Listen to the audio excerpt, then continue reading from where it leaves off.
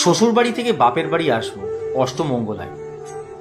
আমার হাতে একটা বড় প্যাকেট দিয়ে আমার শাশুড়ি মা বললেন, বৌমা এটা নিয়ে যাও, তোমার মাকে দিও।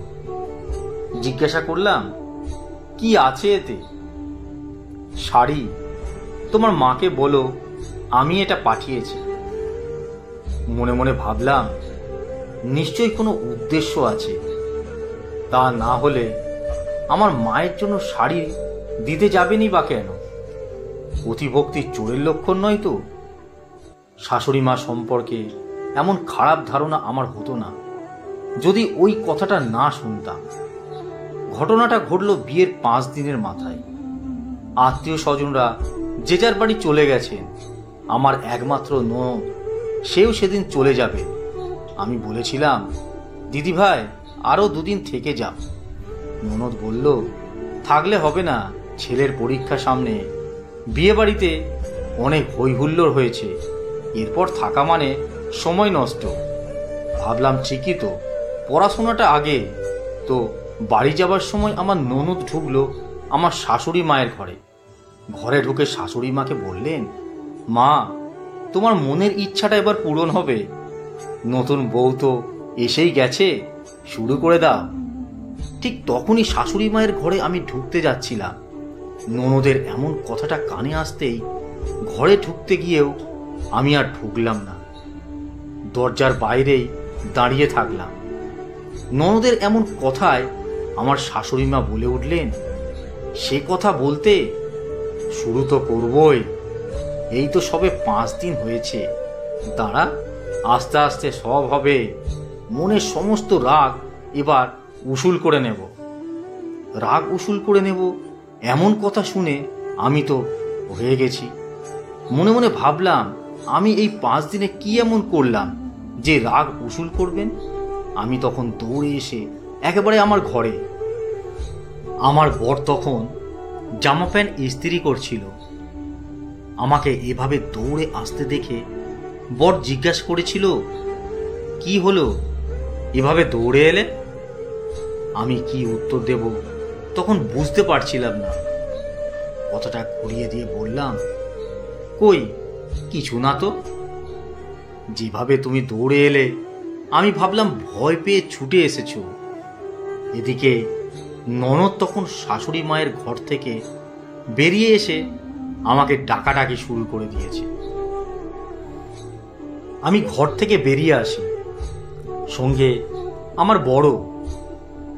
আমি কাছে যেতেই ননদ বলল, ভালো থেকো, সুখে সংসার করো, সব সময় হাসি খুশি থাকবে। তারপর আমার বরের দিকে তাকিয়ে বলল, ভাই আরশিকে ভালো রাখিস, ও এ বাড়িতেও নতুন, ভুল ত্রুটি হলে মানিয়ে নিস। এমন কথা শুনে আমি হতবাক। কিছুক্ষণ আগেই শাশুড়ি মাকে যে এই রকম একটা কথা বলে এলো, আবার আমার সামনে এসে অন্য সুরে কথা, ভাবতেই পারছিলাম না। একটা খটমট ব্যাপার তৈরি করে দিয়ে ননদ বাড়ি চলে গেল। এদিকে মনের মধ্যে ওই কথাটাই তোলপাড় করছে। ভাবলাম, এ কোন বাড়িতে এসে পড়লাম রে বাবা। শাশুড়ি মায়ের মনে অসৎ উদ্দেশ্য আছে জেনেই ভয় করতে লাগলো। ভাবছি, বাড়িতে ফোন করে কি মাকে জানাবো? তারপর ভাবলাম, না থাক, মা এমনিতেই টেনশন করে, এসব শুনলে মায়ের প্রেশার বেড়ে যাবে।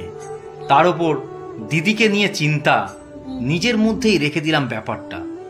ননদ চলে যেতেই বাড়ি ফাঁকা হয়ে গেল। শাশুড়ি মাকে তারপর থেকে সন্দেহর চোখেই দেখতে লাগলাম, কিন্তু উনি আমার সাথে এত ভালো ব্যবহার করতে লাগলেন, আমি কিছুতেই ওনার ভালো ব্যবহার করাটা মেনে নিতে পারছিলাম না।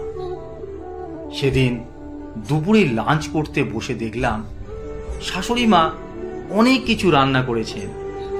খেতে বসে আমার বর বলে উঠল, আজ মুড়ি ঘন্ট রান্না করেছো দেখছি, কি ব্যাপার? শাশুড়ি বললেন, বৌমাকে খাওয়াবো বলে। তারপর কাতলা মাছের বড় পিসটা আমার পাতে দিয়ে আমার বরের দিকে তাকিয়ে বললেন, এবার থেকে মাছের সব থেকে বড় পিসটা বৌমার জন্য থাকবে। মনে মনে তখন ভাবছি, মানুষ এত সুন্দর অভিনয় করে কি করে? যার মনে খারাপ চিন্তা থাকে সে মানুষটা আমার জন্য এত ভালো কিছু করছে। এতেই আমার সন্দেহটা আরো বাড়ল। শাশুড়ি মায়ের এই খাতির যত্ন করাটা আমার চোখে ভালো ঠেকল না তখন, কারণ মনের মধ্যে পুষে রেখেছি ওই কথাটা। তার ওপর অষ্টমঙ্গলা যাওয়ার সময় মায়ের জন্য শাড়ি পাঠানোটা আমার সন্দেহটাকে আরো বাড়িয়ে তুলল যেন। আমি অষ্টমঙ্গলায় বাপের বাড়ি গেলাম। শাশুড়ি মায়ের পাঠানো শাড়িটা আমার মা হাতে পেয়েই আমার শাশুড়ির প্রশংসায় পঞ্চমুখ হয়ে উঠল। আমি কিন্তু খুশি হতে পারলাম না। ভাবলাম চাকরি করা বৌমা পেয়েছে তো, তাই এইসব ন্যাকামি। কারণ আমি জানি এসব করার পিছনে একটা উদ্দেশ্য আছেই, স্বার্থ ছাড়া কেউ কিছুই করে না। তখন মনে পড়ছিল আমার দিদির কথা। আমার দিদিকেও নাকি দিদির শাশুড়ি বিয়ের পর ঠিক এমন যত্নটাই করেছিলেন। বুঝলাম নতুন বউ হলে প্রথম কয়েকদিন এইরকম একটু আধটু সবাই দেখায়। আমার দিদিও প্রথম প্রথম শাশুড়ির ভীষণ প্রশংসা করত। পরে দিদি বুঝেছিল এসব লোক দেখানো ছাড়া আর কিছু নয়। ভণ্ড কিছু মানুষ থাকে যারা প্রথমে ভালো দেখালেও পরে তাদের আসল রূপটাই চোখে পড়ে। আসলে দিদির স্যালারির টাকা শাশুড়ির হাতে তুলে দেয়নি বলেই অশান্তি। তারপর থেকে আর আদর যত্ন দিদির কপালে আর জোটেনি। দিদির কথা ভাবলেই যেন আমার চোখে জল আসে। দিদির মতো শান্ত স্বভাবের মেয়ের কপালে ওরকম একটা শাশুড়ি জুটবে ভাবতেই পারি না। দিদির বিয়েটা প্রেম করেই। শ্বশুর বাড়িতে দিদির কোনো স্বাধীনতা নেই, অথচ দিদি চাকরি করে। চাকরি করলেও দিদি যেন নিজে থেকে কিছুই করতে পারে না। বাবা মাকে যদি কিছু দেয় তা আবার লুকিয়ে। যদি জানতে পারে তাহলেই অশান্তি। অশান্তি শুধু দিদির শাশুড়ি করে না, অনির্বাণদাও দিদির সাথে ঝামেলা করে। অনির্বাণদা বলে, মেয়ের বিয়ে হয়ে যাবার পরেও তোমার বাবা তোমার থেকে হাত পেতে টাকা নেয় কি করে? অথচ বিয়ের আগে এই অনির্বাণদা কত ভালো মানুষ ছিল। বিয়ের পর সব পাল্টে গেল। বাবা মাকে একটু আধটু যা দেয় তাও লুকিয়ে। একটা কথা তাই ভাবি, বিয়ের পর মেয়েরা কেন পর হয়ে যায়? কেন তাদের বাবা মায়ের জন্য কিছুই করতে পারবে না? চাকরি করা মেয়েরা বিয়ের পর বাবা মায়ের জন্য কিছু করলে কেন এত অশান্তি করে? আমি ঠিক করে রেখেছিলাম আমাকে যেন দিদির মতো না হতে হয়। তাই যা করব লুকিয়ে নয়, করব প্রকাশ্যে। বাবা মায়ের জন্য কিছু করতে গেলে লুকিয়ে করতে হয় নাকি? কারণ আমিও তো চাকরি করি। অষ্টমঙ্গলা কাটিয়ে শ্বশুর বাড়িতে ফিরি। ছুটির মেয়াদও শেষ হয়। আমি চাকরিতে জয়েন করি। বাড়িতে সদস্য আমরা 4 জন, আমি, আমার বর, শ্বশুর আর শাশুড়ি। অষ্টমঙ্গলার পর যখন ফিরলাম, শাশুড়ি বললেন, ঘরের কাজটা যেমন কাজ, বাইরের কাজটাও তেমনি কাজ। তুমি যেহেতু চাকরি করো, তোমাকে সেদিকটা আগে সামলাতে হবে। বাড়ির রান্না বান্না আমি সামলে নেব। ছুটির দিনে তুমি চাইলে রান্না করতে পারো। এমন কথা শুনে ভাবলাম, এত ভালো মানুষ উনি। কি জানি এর পিছনে কি উদ্দেশ্য। যত দিন যায় ততই আশ্চর্য লাগে মানুষটাকে। সকালে বের হবার আগে টিফিন গুছিয়ে দেওয়া থেকে শুরু করে জলের বোতলে জল ভরে দেওয়া পর্যন্ত এভরিথিং যেমনটি নিজের ছেলেকে করেন তেমনি আমার জন্য। 2 মাস, 5 মাস, 7 মাস, 1 বছর কেটে গেল, মানুষটার কোনো পরিবর্তন চোখে পড়ছিল না। যত দিন যায় তত আরো ভালোটাই চোখে পড়তে থাকলো। বৌমার যত্নের কোনো ত্রুটি করেন না। অবাক করার বিষয়, আমার স্যালারি নিয়েও কাউকেও মাথা ঘামাতেও দেখিনি। না আমার বর, না আমার শ্বশুর, না শাশুড়ি। আমার ইচ্ছে মতো টাকা আমার বাবাকে দিই, আর সেটা আমার বর, শাশুড়ি সবাই জানে আমার সময় মতো বাপের বাড়ি যায়। আমার স্বাধীনতায় কোনো হস্তক্ষেপ নেই। যখন ইচ্ছে হয় আমার মা বাবা আমার শ্বশুর বাড়িতেও আসে। মেয়ের শ্বশুর বাড়িতে আমার বাবা মা যেভাবে সম্মান পায় সেটা সত্যি প্রশংসনীয়। আসলে আমি আমার বাবা মায়ের জন্য লুকিয়ে কোনো কিছু করি না। এটা নিয়ে কোনো অভিযোগ করতেও দেখিনি কাউকেই। শাশুড়িকে যেহেতু সন্দেহের চোখে দেখতাম, সব ভালো কাজের পরেও ওনার গতিবিধি নজরে রাখতাম।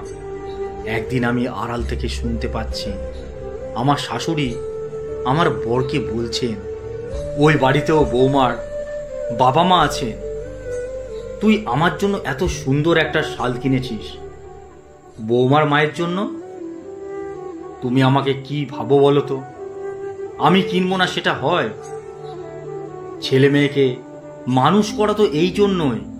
আমি জানি সে কর্তব্য তোর আছে। এই যে বৌমা আমাদের জন্য এই যে এত কিছু কিনে কেটে নিয়ে আসে, আমাদের সেটা পরম সৌভাগ্য। মেয়েটা বড় ভালো, নিজের বাবা মায়ের জন্য যে করতে পারছে সেটা দেখে ভালো লাগছে। ছেলেই হোক আর মেয়ে, বাবা মা কিন্তু কষ্ট করেই মানুষ করে তাদের। উচিত তো বাবা মাকে দেখাশোনা করা। মেয়েটার কর্তব্য কর্ম দেখে ভালো লাগে বেশ। তোর বাবাও তাই বলে, নিজের বাবা মায়ের জন্য কিছু করতে পারার মতো সুখ আর কিছু নেই। যেটা আমি পারিনি সেটা বৌমা করতে পারছে। নিজের অপূর্ণ ইচ্ছেগুলো যদি সন্তানদের মধ্যে দিয়ে পূরণ হতে দেখি, তার মতো আনন্দের কিছু নেই। আমিও এক সময় চেয়েছিলাম করতে। বাবার একমাত্র মেয়ে ছিলাম আমি, চাকরিও পেলাম। ভেবেছিলাম বিয়ের পরেও বাবা মায়ের জন্য অনেক কিছু করব। তোর বাবা সাই দিলেও তোর দাদু ঠাকুমা মেনে নিল না। বিয়ের পর আমাকে চাকরি ছাড়তে বাধ্য করলো। তোর ঠাকুমা বলল, সান্নাল বাড়িতে বউরা চাকরি করে না, তাদের একটা ইজ্জত আছে। এমন অভাব নেই যে চাকরি করতে হবে। এই ট্র্যাডিশন ধরে রাখতে না পারলে এ বাড়িতে তোমার জায়গা হবে না। মনে কষ্ট নিয়ে চাকরি ছেড়ে দিলাম। তোর বাবাও তখন বাবা মায়ের মুখের ওপর সেভাবে জোর দিয়ে বলতে পারেনি, বললেই অশান্তি হতো। আমি অশান্তির ভয়ে সব কিছু মেনে নিয়ে চুপ করে গিয়েছিলাম। বাবা মায়ের জন্য নিজে কিছু করতে পারিনি, বড় আক্ষেপ। তবে তোর বাবা লুকিয়ে হেল্প করে গেছে অনেক। একটা রাগ আমার ছিলই। বাড়ির বউ তার বাবা মায়ের জন্য কিছু করতে না দেওয়াটা বড় অপরাধ। প্রতিজ্ঞা করেছিলাম সান্নাল বাড়ির এই ট্র্যাডিশন আমি একদিন ভেঙে দেব। সান্নাল বাড়ির বউ হয়ে এরপরে যে আসবে সে যেন চাকরি করে, সে যেন নিজের রোজগারের টাকায় বাবা মাকে ভালো রাখতে পারে। বাড়ির বউকে অবহেলা নয়, কষ্ট দেওয়া নয়, তাকে যত্ন করাই হবে সান্নাল বাড়ির ট্র্যাডিশন। যা আমি পাইনি তা আমার বৌমা পাক, যা আমি পারিনি তা আমার বৌমা করুক, তাতেই আমার সুখ। কথাগুলো শুনে আমি দৌড়ে চলে আসি আমার ঘরে। নিজেকে ধরে রাখতে পারিনি আর। মুহূর্তের জন্য চোখটা ঝাপসা হয়ে যায়। আয়নার সামনে গিয়ে দাঁড়ায়, নিজেকে দেখে নিজেই যেন লজ্জিত। একটা সহজ সরল মানসিকতাকে কত খারাপ দৃষ্টিতে দেখেছিলাম আমি। মনে মনে ক্ষমা চেয়ে নেই সেই আদর্শনীর কাছে, যিনি নিজেই একটা ট্র্যাডিশন হয়ে গেছেন ততক্ষণে। অতীতে ঘটে যাওয়া একটা রাগের প্রতিশোধ কেউ এভাবে ভালোবেসে উসুল করতে পারে বলে আমার ধারণা ছিল না।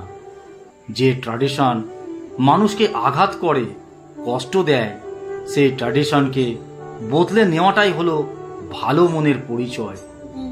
আজ আমার বাবা মায়ের জন্য এত কিছু করতে পারছি, নিজেকে ভালো রাখতে পেরেছি। এই মানুষগুলো আমাকে সহযোগিতা করেছে বলেই, একটা ভালো পরিবেশ পেয়েছি বলেই নিজের মতো চলতে পারি, যা আমার দিদি পায়নি।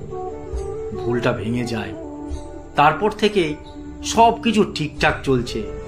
সান্নাল বাড়ির ট্র্যাডিশনই আমাকে বদলে দিয়েছিল আমার নিচু মানসিকতাকে।